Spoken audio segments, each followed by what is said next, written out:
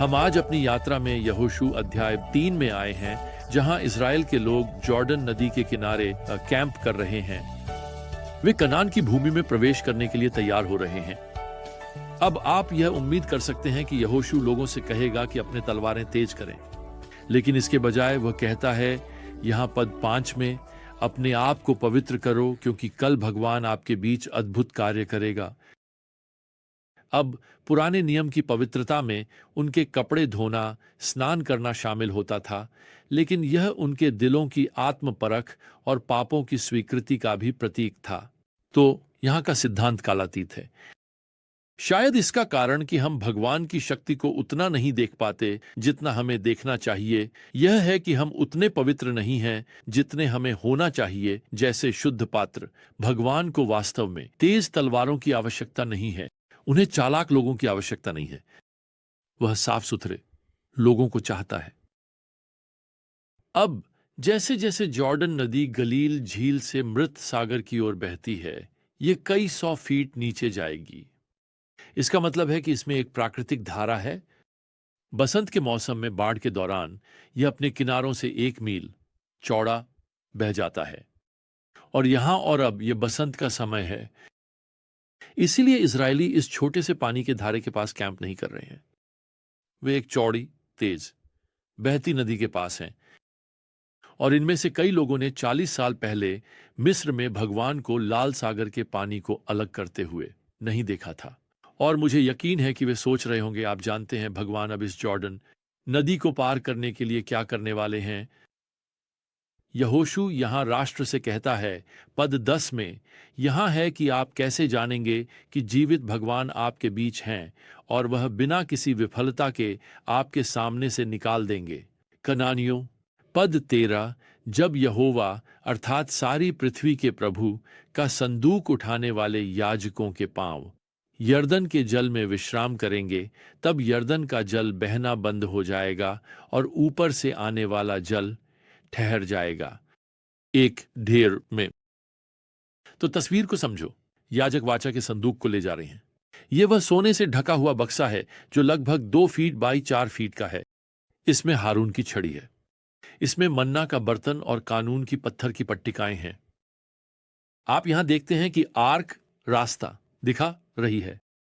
और अगर आप इसे समझ नहीं पाए तो भगवान वादा करते हैं कि जॉर्डन नदी की तेज धारा को केवल तब रोका जाएगा जब याजकों के पैर पानी में कदम रखेंगे। तो ये याजक शायद बहुत प्रार्थना कर रहे होंगे, हे भगवान, अगर आप कुछ चमत्कारिक नहीं करते तो हम सचमुच डूब जाएंगे। तो पद 15 में बताया गया है कि अगला क्या होता है। जैसे ही आर्क को ले जाने वाले लोग जॉर्डन तक पहुंचे और याजकों के पैर जो आर्क को ले जा रहे थे पानी में डूब गए, पानी के किनारे पर ऊपर से आने वाला पानी एक ढेर में खड़ा हो गया और बहुत दूर तक उठ गया। और पूरा इज़राइल सूखी जमीन पर पार कर रहा था जब तक कि पूरा राष्ट्र जॉर्डन को पार नहीं कर गया। आप जानते हैं, ऐसा लगता है जैसे एक अदृश्य हाथ ने पानी को नीचे की ओर बहने से रोक दिया है और यह पानी का पहाड़ अब ऊंचा और ऊंचा होता जा रहा है। और यह इज़राइल के लोगों के लिए नीचे एक सूखा रास्ता बनाता है ताकि वे पार कर सकें। अब जिसे विद्वान कहा जाता है, उन्हें इस चमत्कारिक घटना के चारों ओर नाचना पड़ता है ताकि वे इसे नकार सकें। लेकिन उन्हें ऐसा करने में बहुत सारी समस्याएं आ रही हैं क्योंकि बाइबल बहुत स्पष्ट है। पहले यह तब हुआ जब जॉर्डन बाट के स्तर पर था। तो आपके पास एक तेज बहती नदी है। पद 15 हमें बताता है, पानी को सही समय पर रोका गया जब याजकों के पैर पानी के किनारे को छूते हैं। श्लोक 16, पानी की दीवार को तब तक रोका गया जब तक पूरा राष्ट्र पार नहीं हो गया। पद 17, नरम नदी का तल तुरंत सूखा हो जाता है। श्लोक 17 और नंबर 5, जैसे ही इज़राइल जॉर्डन पार करता है पानी वापस लौट आता है। यहां पद 18 में, प्रियजनों, इस वास्तविक घटना पर संदेह करने का कोई कारण नहीं है। जहां भगवान ने अद्भुत चमत्कारी दिव्य शक्ति का एक आश्चर्यजनक कार्य किया, वैसे जॉर्डन नदी वास्तव में पहला कदम बन जाती है जब इसराइल अपनी सार्वजनिक यात्रा को वादा की गई भूमि में शुरू करता है। क्या आपने कभी इस बात पर विचार किया है कि जॉर्डन नदी में ही यीशु का बपतिस्मा होगा, जो उनके सार्वजनिक मंत्रालय में पहला कदम होगा? यह उद्धार की योजना को पूरा करने वाला है, ताकि हम सभी एक दिन जॉर्डन पार कर सकें, जैसे कि और स्वर्ग की वादा की गई भूमि में प्रवेश करें। अब जॉर्डन नदी पर यह चमत्कार न केवल इज़राइल को प्रोत्साहित करता है, बल्कि यह सभी कनानी राष्ट्रों को भी चेतावनी देता है। उन्हें अपने हथियार फेंकने और सच्चे और जीवित भगवान के साथ शांति की खोज करने की आवश्यकता है। और यह निश्चित रूप से वही है जो वे करने से इनकार करने वाले हैं। अब यहां अध्याय 4 में जोशुआ 12 पत्थरों का आदेश देने जा रहे हैं। जॉर्डन नदी के बीच से लिया जाए और दूसरी तरफ लाया जाए।